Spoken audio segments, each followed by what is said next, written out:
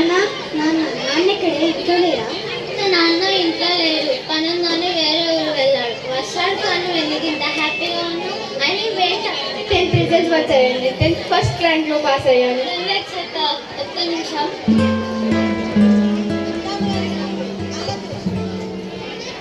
ఏం చేస్తున్నారే? పంచదార డబ్బా ఖాళీ చేస్తున్నారా? ఓ అవునా, నాకు తెలిసి అది అదృష్టవంతురాలని. ఇలా పాస్ అయిందో లేదో ఓ మంచి సంబంధం కుదిరింది. నాకు పెళ్ళింది నాన్న ఈ వయసులో. అయినా నా వయసు ఎంతని? ఆడపిల్లకి మనసుతో కూడా పని లేదా నాన్న? అంటే అంటే ఏంటి నీ ఉద్దేశం? నీకు చెప్పేంతటి దాన్ని కాదు, కానీ నాకు ఈ వయసులో పెళ్ళొద్దు నాన్న.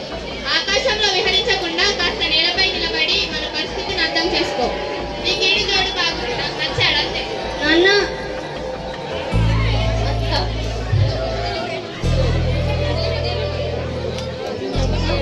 నా జీవితం అయిపోయింది అని నాకు అనిపిస్తుంది. కనీసం నువ్వైనా బాగా చదువుకో. ఏదో వేస్తే నాకేం వస్తుంది. ఏడడం తప్ప ఇంకా నాకేం మిగిలింది. ఇలా ఏడ్చి పెడబొబ్బలు పెట్టి నా పరువు బజార్కి లాక్కాలి. ఆ మూడు ముళ్ళతో వేసుకొని నా పరువు నిలబెట్టు. నాన్న ఏదేమైనా పెళ్లి పనులు చాలా బాగా జరుగుతుంది. అంతేగా? అంతే అంటే నీ పొంద చిన్నపిల్లని తీసుకొచ్చి పెళ్లి చేస్తున్నారు. సిగ్గు లేకపోతే సరే. పెళ్లి తరువాత సీత రావు పట్టుకరా. శాన్వి, వర్షిత ఇలా రండి. నాన్న నాన్న చాక్లెట్ సీత వెళ్ళొస్తా. ఇవ్వండి ఒక్క నిమిషం. కాలేజ్ అడ్మిషన్ గురించి చాలా రోజుల నుంచి అడుగుతున్నాను. ఎలాగో ఆఫీస్ పని మీద సిటీకి వెళ్తున్నాను కదే, కాలేజ్ అడ్మిషన్ తీసుకొనే వస్తా. అయినా ఇప్పుడు చదవండి, నీకేమైనా పిచ్చా? చదువుతా అత్తయ్య, నేను కూడా. నీతో పాటు చదివితే మంచి ఉద్యోగం. పిల్లల్ని ఏం చేస్తావు? చదువని అంత తపత్రపడదని అసలు పెళ్ళెందుకు చేసుకున్నట్టు? ఉద్యోగం అంటూ ఆటది రోడ్డెక్కితే కుటుంబం పరువు బజార్కి ఎక్కినట్టే. అర్థమవుతుందో లేదో కాస్త తెలుసుకుంటే మంచిదమ్మా. అత్తయ్య నోరు మూసుకొని అవుతావు. దీని గొడవ ఎప్పుడు ఉండేదే కదా, నువ్వు వెళ్ళిరా. అమ్మా నీకేం తెలియదు, ఊరుకో. సీత వెళ్ళొస్తా, కాలేజ్ అడ్మిషన్ తీసుకొనే వస్తా. చూస్తా. ఎన్నాళ్ళు ఇలా సాగిస్తావో నేను చూస్తా. అమ్మ నానమ్మకి మన మీద ఎందుకమ్మా అంత కోపం? అదేం లేదమ్మా. సాయంత్రం నువ్వు ఉన్న గుండెకే. హలో, ఈ నంబర్ గల వ్యక్తి ట్రినిటీ హాస్పిటల్ ముందు యాక్సిడెంట్ అయి చనిపోయారు. గాంధీ హాస్పిటల్లో ఉన్నారు. వచ్చి డెడ్ బాడీని కలెక్ట్ చేస్తుంది. అయ్యో అత్తయ్య, ఇలా రండి ఒకసారి. ఏమైంది? ఎందుకు నా ఇంట్లో శోకాలు తీస్తున్నా? కాలేజ్ అడ్మిషన్ తీసుకున్నాను కదా, రోడ్ దగ్గర యాక్సిడెంట్ అయి చనిపోయాడు. అయ్యో చదువు అని పొట్టన పెట్టుకున్నావు కదా పాపిస్తురాలా. నువ్వు పైన బాగుండేది. ఎట్లా ఉంటావే నిన్ను నూరేళ్ళు నా తోడు ఇడిసి. కొన్ని రోజుల తరువాత ఎందుకైతే ఎలా కొడుకున్నా? నా కొడుకుని చంపి నా ఇంట్లో ఎలా తిరుగుతున్నావే నువ్వు? వాడిని మింగిలా తిమ్మింగలనివే నువ్వు. పోవే పో. ఎలా ఉన్నావు చెల్లి? అక్క లోపలికి రా. నాన్న ఇక్కడ ఇంట్లో లేరా? నాన్న ఏంటమ్మా ఎలా ఉన్నావు నాన్న?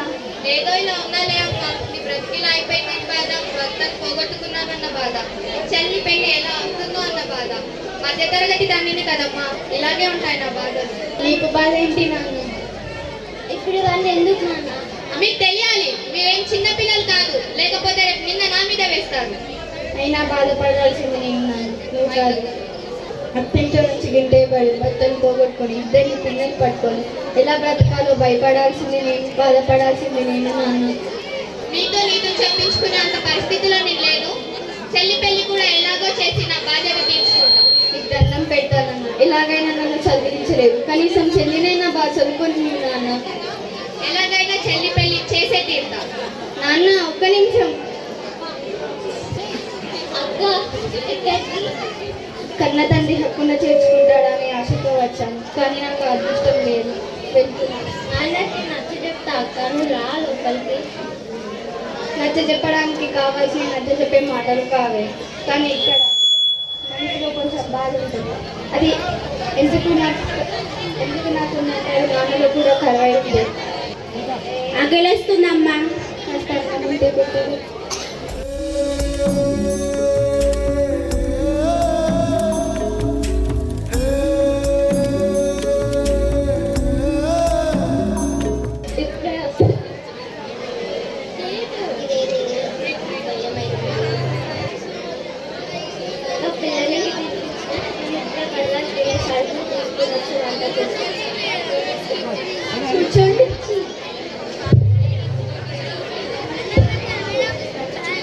ఎలాగైనా నన్ను చెల్లి పెళ్లి చేయకుండా ఆపాలి. దీనికి నాకు ఈ దారి తప్ప ఇంకే దారి దొరకలేదు. అందుకే నేను ఇలా చూస్తున్నాను.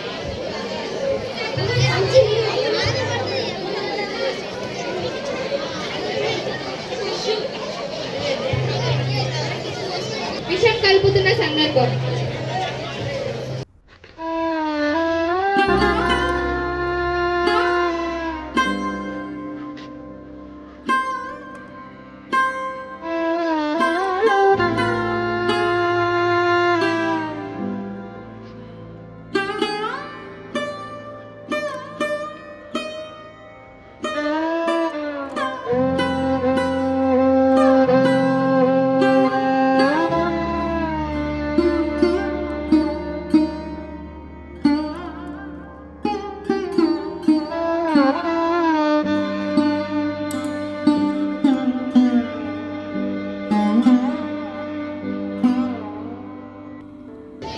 అమ్మా అమ్మా అమ్మా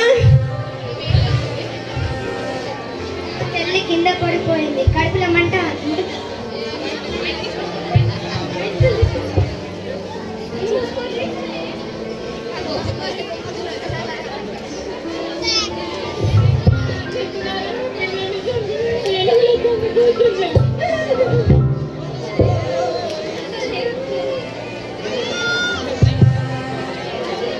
అమ్మా